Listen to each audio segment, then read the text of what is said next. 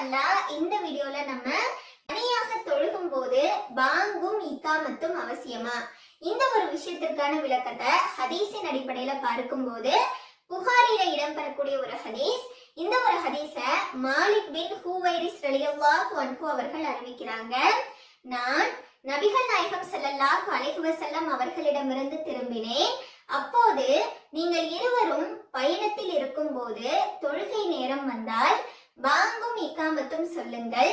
உங்களில் வயதில் பெரியவர் உங்களுக்கு இமாமாக நின்று தொழுவிக்கட்டும் என்று எனக்கும் என் நண்பர் ஒருவருக்கும் நபிகள் நாயகம் ஸல்லல்லாஹு அலைஹி வஸல்லம் அவர்கள் கூறினார்கள் என்பதாக இந்த ஒரு ஹதீஸ்ல வருது.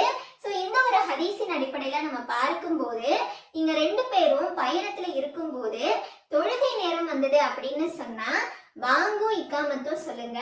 இன்னும் உங்கள பெரியவங்க யாரோ அவங்க இமாமாக நின்று தொழுக வைக்கட்டும் அப்படின்னு சொல்லி நபி அவர்கள் சொல்லியிருக்காங்க. ஸோ தனியா நம்ம தொழுகும் போது பாங்கும் இகாமத்தும் அவசியம் இல்லை அப்படின்னு சொன்னா நபி அவர்கள் நிச்சயமாக இந்த ஒரு விஷயத்த சொல்லியிருக்க மாட்டாங்க.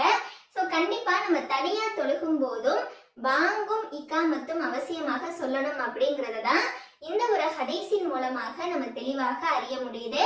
ஸோ இந்த ஒரு வீடியோ கண்டிப்பா இதுல சந்தேகம் இருக்கக்கூடியவங்களுக்கு அதை தெளிவுபடுத்தி இருக்கும் அப்படின்னு சொல்லி நான் நம்புறேன். அல்லாஹ் போதுமானவன். அஸ்ஸலாமு அலைக்கும் வரஹ்மத்துல்லாஹி வபரகாத்துஹு.